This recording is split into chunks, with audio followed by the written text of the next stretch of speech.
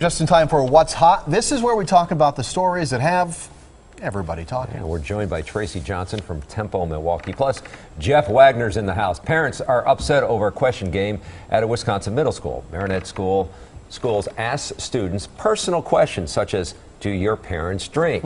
Has anyone in your family been in jail? And the principal said the intent was to build stronger, more respectful relationships among students. Did the school cross the line? This is so incredibly stupid. I mean, here's what the deal is. They get all these kids together, so they're in public. They start asking them questions. They call this cross the line, and then every time you answer yes, you take a step forward. So you are publicly answering them. Some of the questions are benign. Have you ever been on an airplane? Do you like baseball? But some are, do you have an alcoholic in your family? Have you ever considered suicide? Have you ever considered cutting yourself? Do your parents drink? These various questions that if the goal is to stop bullying, I don't know what they're thinking, because now they have singled out these kids in the face of everybody else who've now admitted, yes, I have an image problem. You think that's going to stop bullying? This was crazy, and the parents didn't know about it, which was the most shameful thing. Well, I'm all in support of building these relationships, especially across the different ages that within this middle school. But this isn't truth or dare. Yeah. I mean, this seemed so out of line. If I found out that this was happening in my kids' schools, you better believe I would be down at the principal's office demanding an explanation. Well, see, here's one of the best points, and actually I wish I came up with it, but when I talked about this on the radio show today, one of the callers made the point.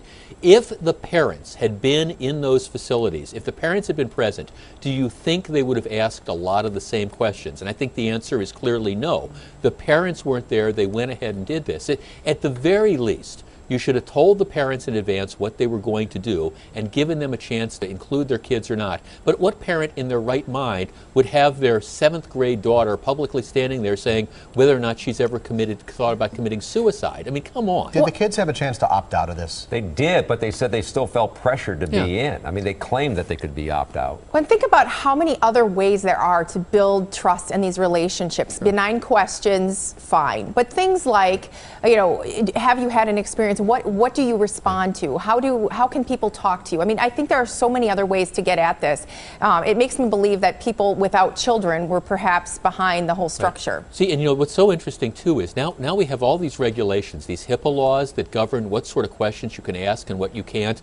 My guess is that there's at least a few of them which probably violated that. And once again, this isn't even like a professional talking to some child that you've got a concern about maybe whether he or she has thought about suicide. This is standing them in a room with their peers and saying, okay, everybody that's ever thought about killing themselves, step forward. Right. This is a line of questioning that should have been more on a one-on-one situation if you were concerned about something. We're going to have to leave it at that. All right, coming up next, the viewer's choice topic of the day. And Brian Goddard will be back. Choice topic of the day. Again, we are joined by Tracy Johnson and Jeff Wagner from 620 WTMJ. Okay, the viewers chose this one.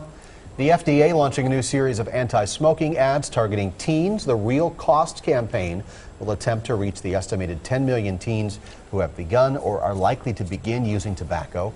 Do you think the ads will prevent teens from smoking?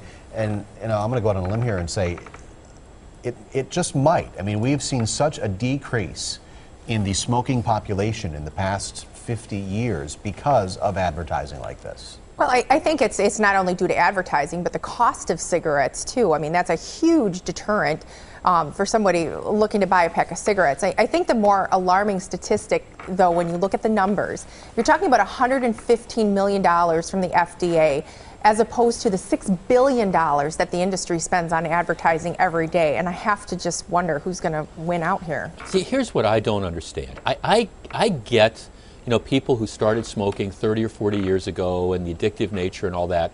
I do not understand why people, in their late teens or early 20s start smoking. And yet I see this all the time. You're walking into a bar and outside there's all sorts of people. Typically it's young women and they're all lighting up and they're smoking. And you just want to grab them and say, don't you understand how bad this is? It's expensive. It's going to kill you. It's got all these other issues. And I guess I just wonder whether advertising is going to be able to break through, because Lord knows it's not good for you and still people are doing it. Advertising gets kids to do a lot lot of other things too. They spend a lot of money because of advertising.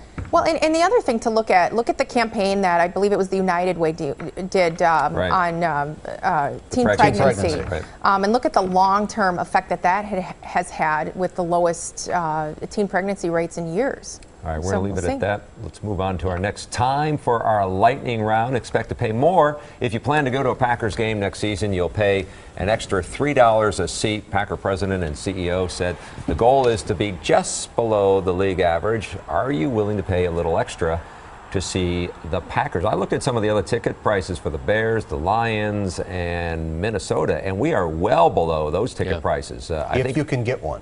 Yeah, that's the thing. Yeah, I don't think $3 is too much to ask. I mean, first of all, it's an incredibly in-demand ticket. Secondly, the Lambeau experience is like nothing else. You know, if they were talking about jacking up the prices $30, it might be different. But I think the people that are going to go an extra couple dollars, well, I mean, that's half a beer out there, for goodness sakes. Well, and I always find comfort in watching the Packer game in the comfort of my own home. I have no problem with them raising the ticket prices. I mean, it would be different if they didn't have 100,000 people in line to buy these tickets. And wait, have you never been to a game out there, Tracy? I have, but it was a balmy 80 degrees, like in the beginning. Tracy, of the what you said strikes right to a problem the NFL is having right now, that a lot of fans think it's better to sit at home because they get a better game experience than paying all that money to sit where they can't see the field.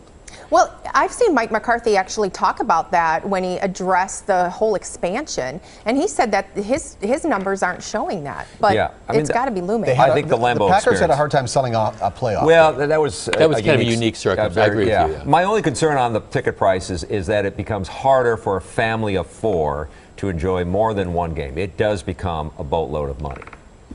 I'm not taking a family of four up to Lambeau. I think it's an experience. Right. And unless you're a season ticket holder, which I know there are lots of season ticket holders, I just don't think this is going to have a huge impact. I'm just going to go with Brian Goddard. He's got season tickets. Okay. That's right, and he'll buy the beer on the way up. That's what I understand. No, I think the deal is we buy him the beer. That's right. You guys need to negotiate a better deal. There is no wheeling and dealing with this man. All right, the What's Hot discussion continues online.